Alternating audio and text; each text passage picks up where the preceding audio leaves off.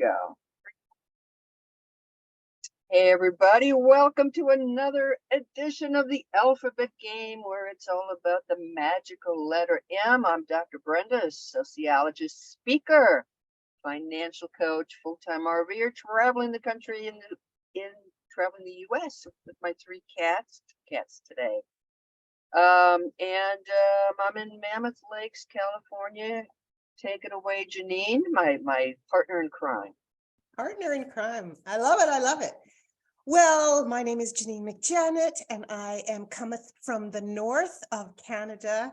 I'm an RTT therapist, a hypnotherapist, an empowerment and play coach, and I love getting together on this Alphabet Day with my friend, co-host, collaborator, partner, accountability, woman, Wonder Woman, Dr. Brenda. So if you're here, throw in a few words that start with M that you want to play with, and let's engage a little bit, because this whole alphabet game, as I was sitting this morning outside meditating in my hot tub, it's all about curiosity and it's all about gratitude and how we can just sort of shuffle that. Because I know every single time I come off this call, I'm grateful to have had this amazing, magnificent conversation.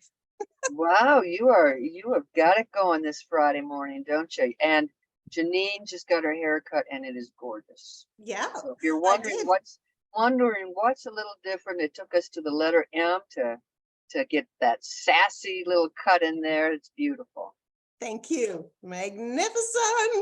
It is Okay, magnificent. you go. I got to share out now.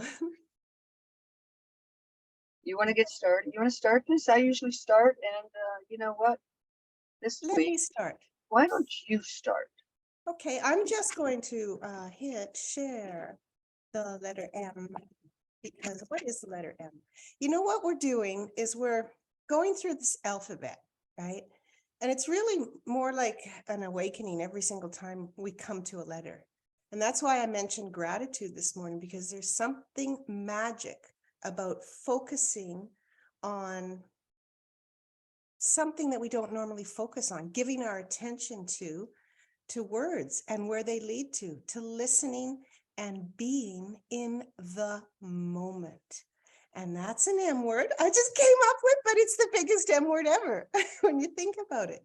And that's the magic of being able to be present and to be in the moment, is to explore, to be curious, to live, with a sense of awe and fascination about where we are and what we're doing.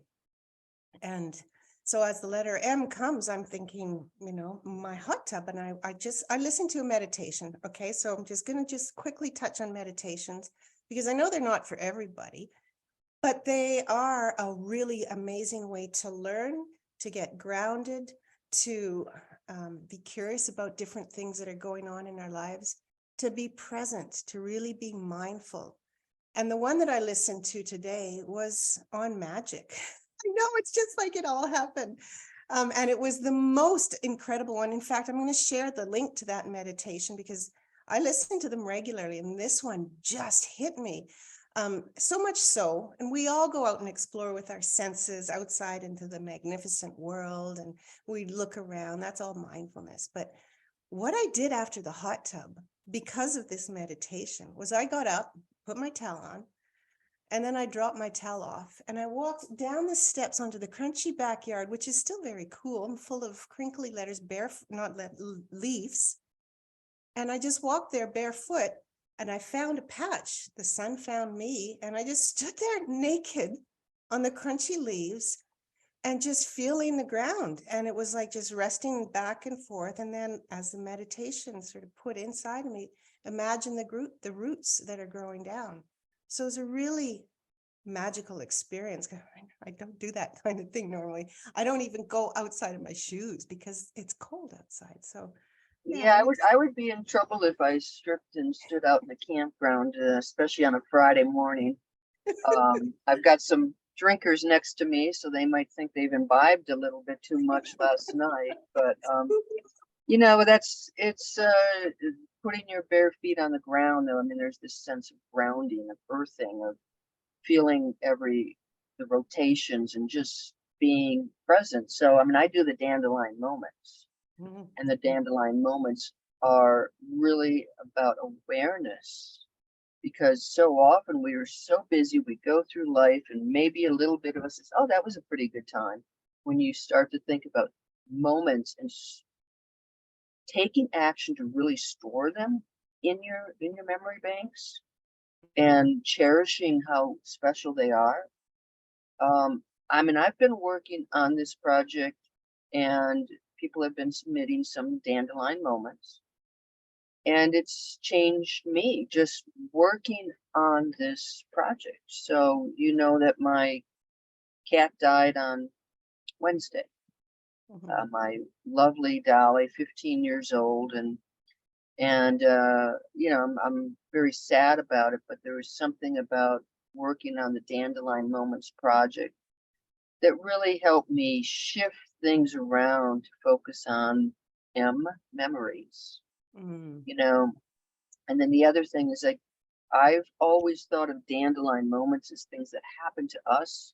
We put ourselves in circumstances to make them happen, but it's like I've switched that around a little bit, because we also play a part in creating and helping other people have their dandelion moments. And there's joy in giving joy. There's the reciprocity. So I was treating these moments as one-way streets. It's like, you know what? I gave that cat, I mean, the Mhm. last 10 days of her life, man, she had everything, and she's just had a fabulous life. And I take solace in knowing that. But it's like we give so much to our cats, to our dogs, we pamper our pets Mhm. and give them great last memories, great moments. And we don't sometimes do that with people, the human family, Yeah. you know? We're just so, I mean, the cats can't talk back to me, so that helps. Yeah. But it has made me really appreciate how lucky I have been to spend almost 15 years with this personable, wonderful, loving cat. Yeah. And a lot of us have longer relationships with our pets than we do with most people. You know, they're Yeah. really, Even with our really important. kids. Yeah. So anyway, so I guess, it's the moments, and it's also the memories, because when people pass, when our pets pass, that's what's left. That, and I still believe that there's energy in the air from, some people have a negative energy, and I believe that that dissipates over time. But the people that I remember the most have that really powerful, positive energy that Mhm. carries beyond the grave.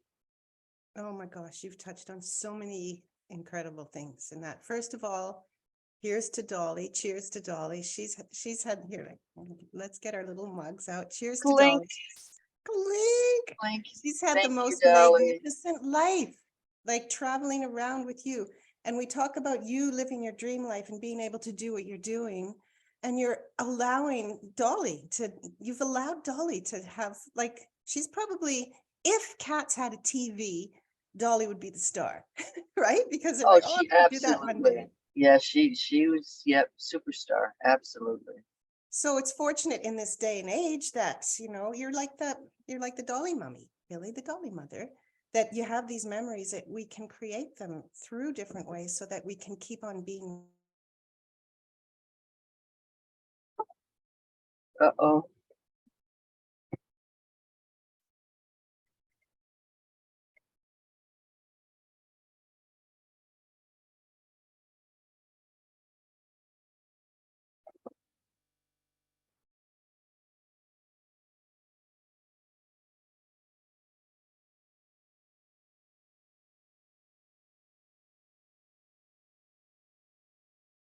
Back here soon. This is the magic of technology. We don't always have it here, do we? But it's coming back. And I know it is because I can Are you see there? inside Dr. Oh, Brendan. no. What's going on? We lost you, but it's okay. You're Uh, back. yeah, but I no. think it's on your phone right there. You are. Okay. Yeah, we lost, right after Dolly, I Yeah. think it disconnected, stopped recording. So we have lost a lot of that. Yeah, It's that's one of the recording. downsides is, all of a sudden just went Yeah, offline. that's okay. Yep. And I stayed online and you went off. Okay, we'll see what happens with this video. I know it's still recording, but what we were talking about was just allowing that mourning to come in, the mourning, the grief, the loss of different parts of us. And I had I had an experience yesterday. I go to therapy every now and then whenever I can find time because I find it fascinating. I work with people in therapy now and coaching and helping, but like I'm still like, come on, let's dig deeper. Let's dig deeper. And so I found a woman who's just incredible, and we do chair therapy. And typically, if you've heard of chair therapy, it's when you are, imagining that another person in your life that may be giving you some sort of grief in a sense, you're having a conversation back and forth, and you actually step into the role back and forth of yourself and what you want to say, and then into the role of the other and what they want to say. But we did it yesterday with the part of me that finds it really difficult to create boundaries. And it was mind blowing. I've just like, whew, I'm more on that later. But when we talk about wounds, when we talk about past and healing, the mother wound steps in really deeply. And it's all these stories that we tell in our head. So yeah, there's lots of So, an M word is mother.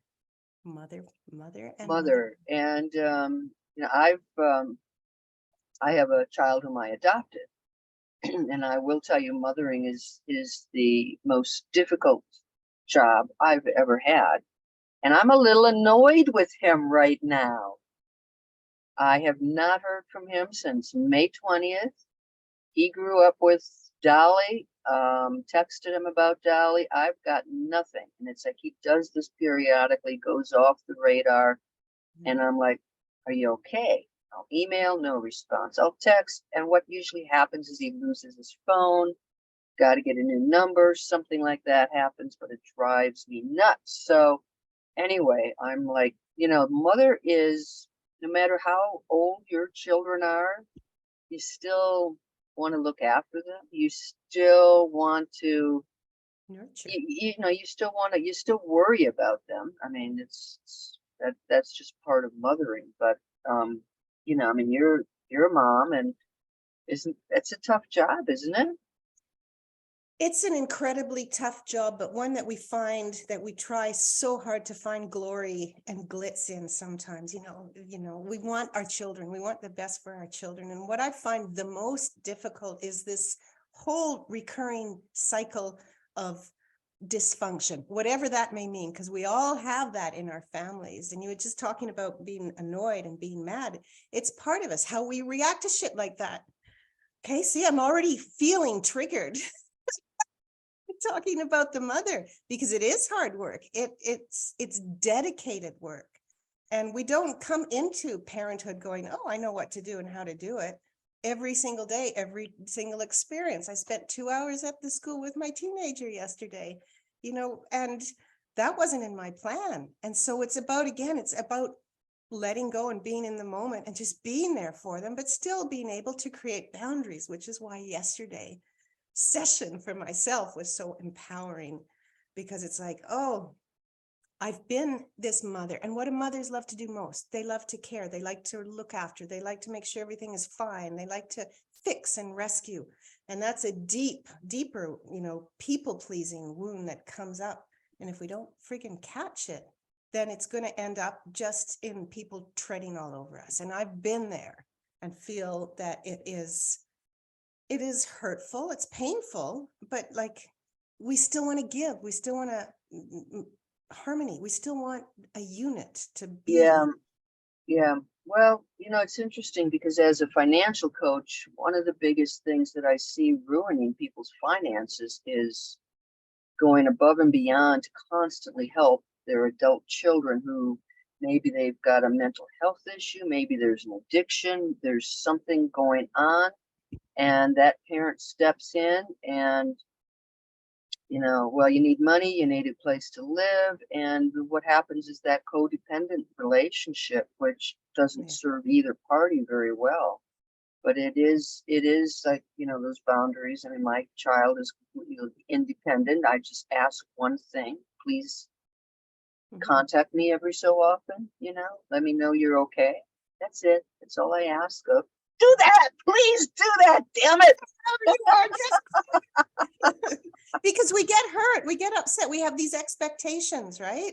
And when they're not met, it annoys us and it makes us mad. It makes us Well, mad. but it's also a safety issue. Yeah. He's on his own. He's got his job. He's been there for 5+ years. But if I need to reach him, I can't. Yeah. I can't even, does what if it had been me who's dead, not the cat, and somebody's trying to reach him and he makes himself totally, doesn't respond. Yeah. So that's the piece, it could be somebody in the family who's passed away and I can't reach them. Yeah. So anyway, that Frustrating. it's beyond just that. It's, Yeah. It has deep, deep roots. And that's why I recommend, if you have the opportunity, to step out naked in the woods, wherever you are, and just go big. Like, we are just an infinitely small part of this freaking universe. And just to allow ourselves to be like a little shoot that we're nurturing, that we're growing, and put it into a different perspective. But I don't want to skip over, because you just mentioned mental health. And that is the most delicious M word. And it's Mental Health Month, June, mental health awareness. What does it mean? What does it mean to you? What is mental health? Mental health, yeah. What is mental health to you, Dr. Brenda? I'm working on my new website, drbrendaU.com. So it'll be, I should have everything put together by Sunday night. I'm really excited about it. But it's on workplace wellness, and it covers really burnout issues and financial wellness. But my big thing is simplify and thrive.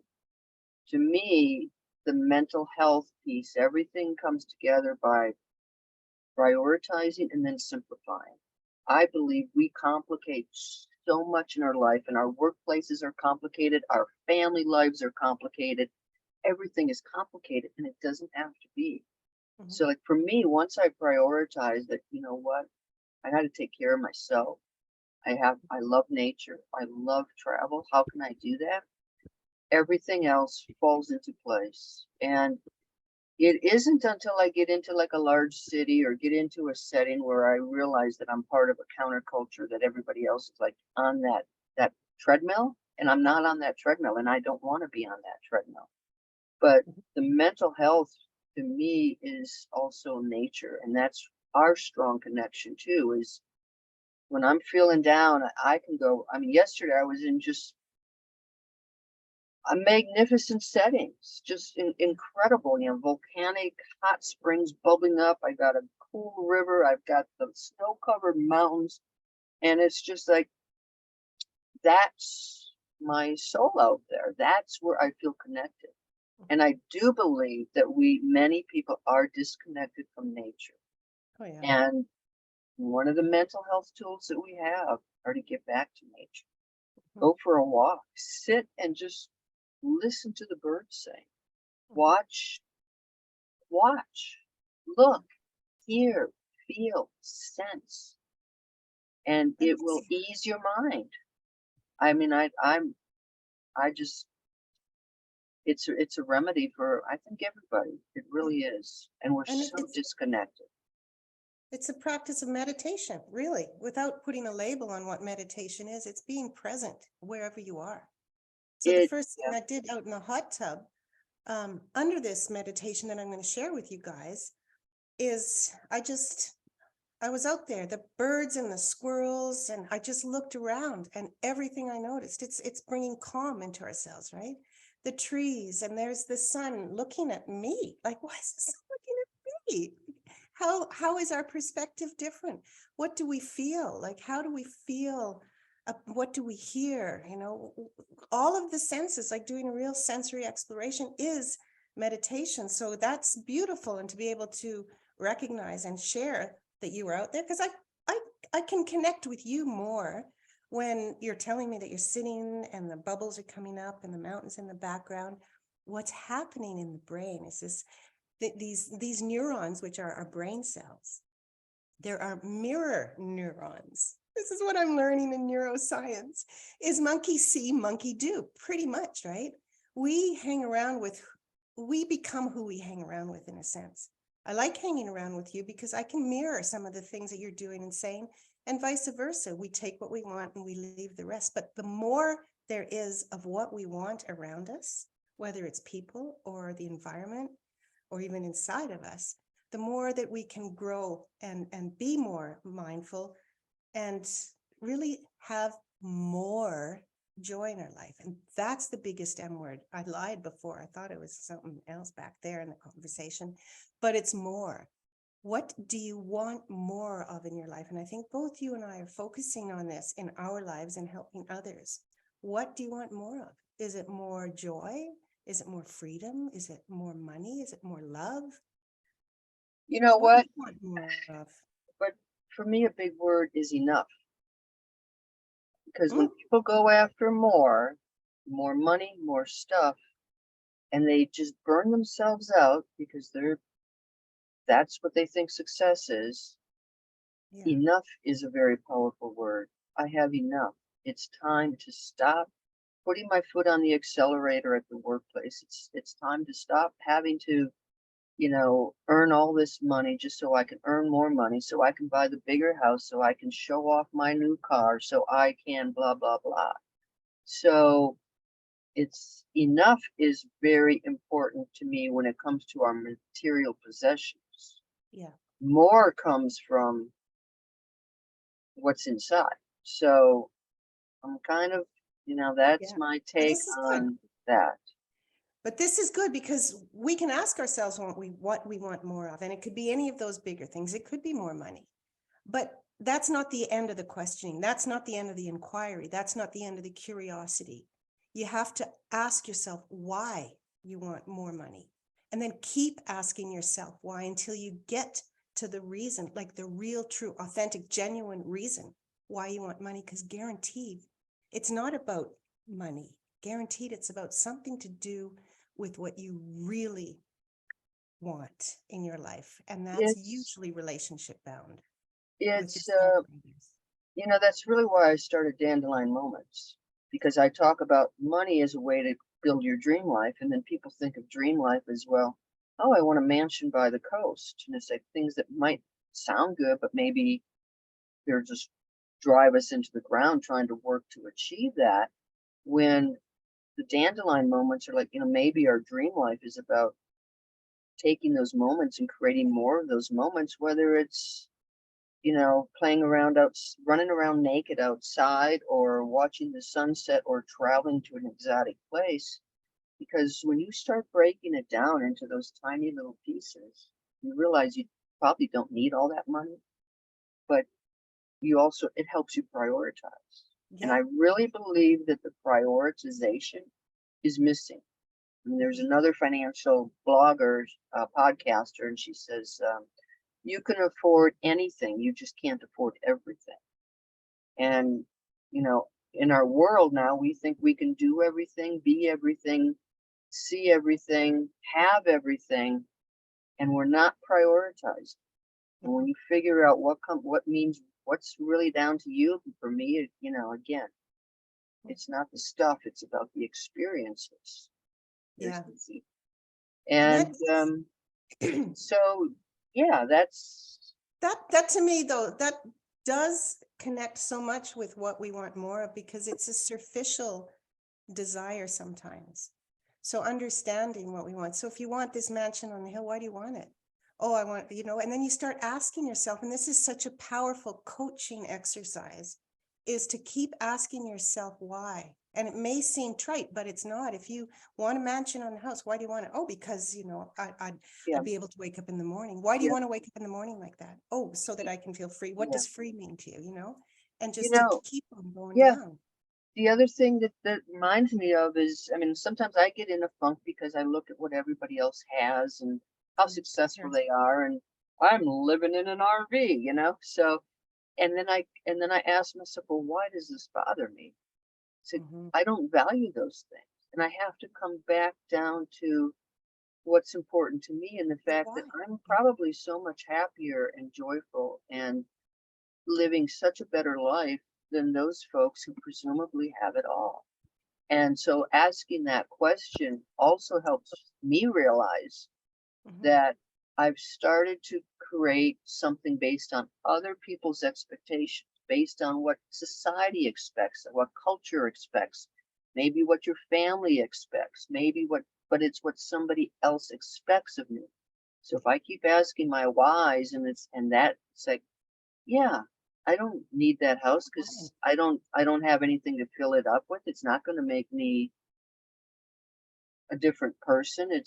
I mean, so when you start asking those whys, it helps you distinguish between whether this is important to you or to somebody else. What do you Yeah, think? yeah, absolutely. It defines, it helps you understand whether it's your true needs, desires, or wants, or whether they're expectations from someone else, the societal expectations. And I know we're drawing close, but I wanted to pull out one more letter, one more word from the M Okay, bag, go for and it. that's mindset, because Oh, that is what we just interwoven completely through this whole discussion is we come into the day every single day with a mindset and we have the choice to change it, but sometimes we don't think we do because we are so busy doing and thinking about what we want in the future. So how can you realign your mindset with what you really want, with what you want more of, and knowing that, is it more joy?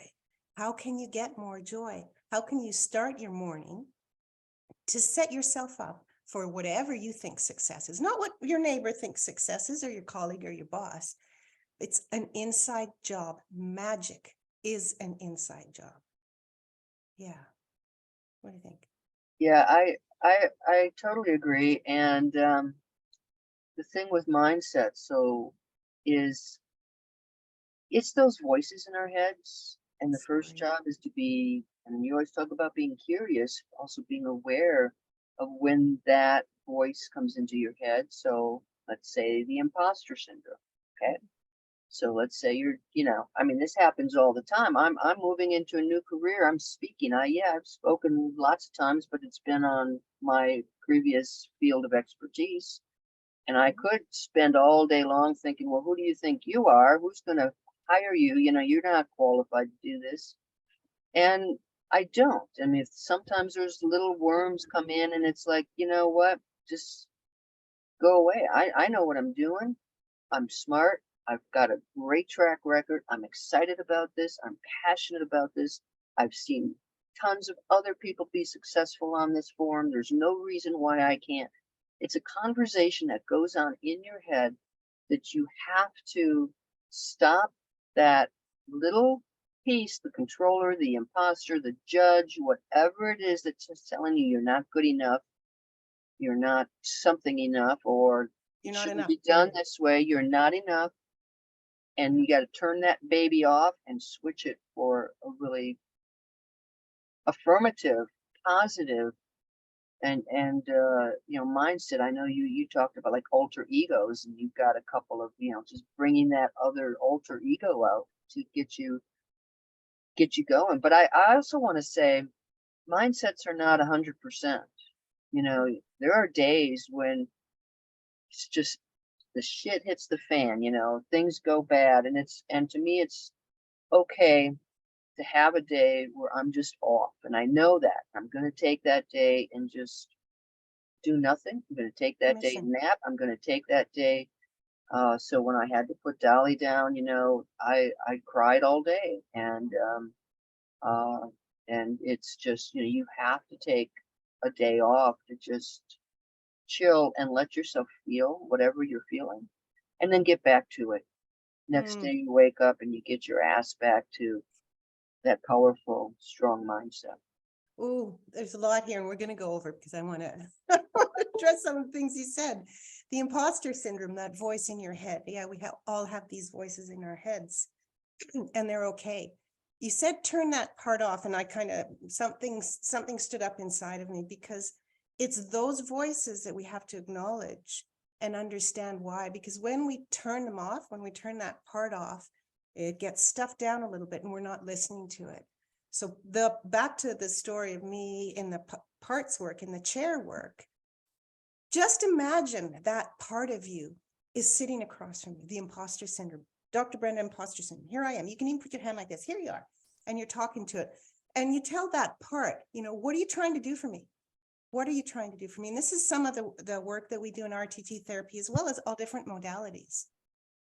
And start to, blame that part of you, or start to acknowledge, or start to give it some credit, thanks for whatever it's doing for you, but then step into the role of that part of you and give it a voice. That's the power of healing sometimes. So here's Dr. Brenda's imposter syndrome. I'm doing this because you can't do it. There's that voice. I'm going to protect you because I don't want you to be hurt. There's that voice. I'm going to keep you safe, or I'm going to punish you, and then it's like, oh, I hear you. So you're getting those parts together, like in a dining room table. You give it a voice, and then you come back at it and go, oh, I see that. I see that you're trying to protect me. I see that you don't want me to get hurt, but I'm done with it. And this is where your voice can come up. You don't need to protect me anymore because I'm not in the past. Those things that have happened in the past have happened. And yes, thank you for playing a wonderful role in my life. But now it's time to, excuse me, now it's time to go. And then that conversation, so you're really not turning the part off.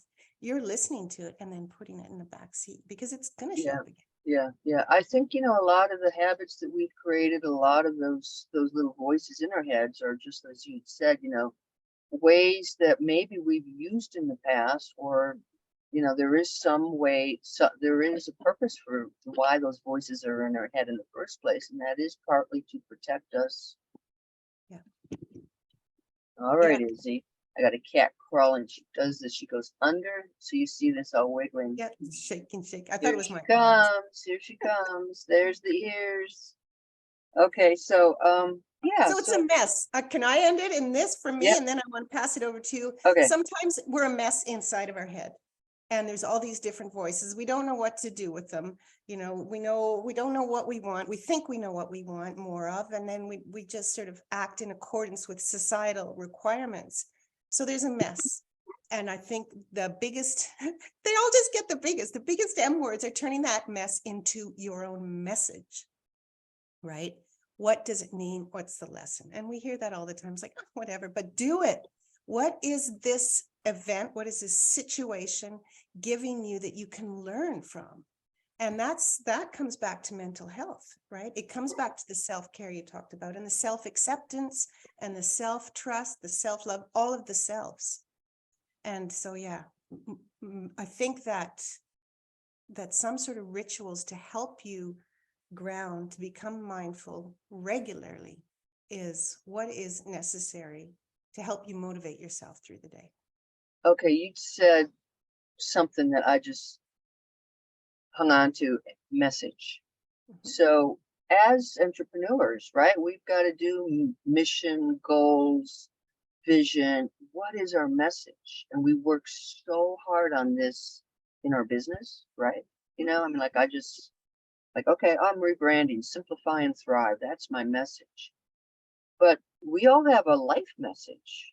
We don't think about our lives as projects, but maybe if we think about our lives as projects and what's the message we're sending? I mean, my simplify and thrive for my business is 100% my individual message. There's no separation between the two. But whether you have a business or not, we are sending out a message to the world, whether you think you are or not. What is the message? Can we be intentional about the message? What's the message you want to say with your life, with the way you live, with the things that you're doing? I always ask my clients, if you could have 30 seconds on a stage with millions of people there, what would you say? Even 10 seconds, like, what is your biggest piece of advice? Because when you look at that, that's your message. What's your biggest piece of advice to, people that are in your life now or generations to come? Janine, you got 10 seconds. What's your message? Oh my gosh, my biggest message is to please accept yourself for who you are, step up and be proud of what you are and let go of the shit that doesn't matter. What's yours? Okay. Simplify and thrive. Yeah. Simplify and thrive. Dream, plan, save, do. Simplify and thrive. Okay. All right. So we got to go. Okay. What do you have anything that that's going on with you right now that you want to share? I have lots of stuff going on. Hey, if you are out here and you are like in human resources, I would love to connect with you because I'm working on my speaking programs and looking for some feedback. I want to know if this is going to resonate with you, which venues might be interested in having these programs. So if you're in HR, please, reach out to me. My link is going to be in the description here, and my new website is going to be ready to roll like next week, drbrendau.com. Very excited about that. Really moving ahead on getting the speaking thing going. Yay. Janine? You're motivating. You're motivational. For me, I want to leave you guys with, we talked a lot about the different parts in our head, and how we can create, healthy patterns in a sense every day. So I've got this freebie. It's a morning ritual, and it's the most important thing is to be able to create something that we love every single day, especially upon wakening. Some people it's upon going to bed. So it's just a PDF and it's fillable. How can you create your own magic morning ritual every single day? And then there's accountability. You can just check the marks. You can change the different things that you can do, because we don't want to, repeat all the same, because we all wake up in different needs with different modes. So I'm going to drop that link as well. Okay. And is that in your link tree? that is in my link tree. Excellent. Okay. Well, yeah, there we go. Go to the link tree. Check out our link trees. Yeah. All right. Well, next, 2 weeks, I think now, LMN, nutting N, what? I'm looking forward to end, but I'm just looking at the date calendar now, because You're going to be gone. 2 weeks from now is, it's good. It's the 2 weeks after that I'm going to be kayaking down. Yeah. Okay. All right. Well, N is good to go. And thank you all for being here. Until next time, I'm Dr. Brenda.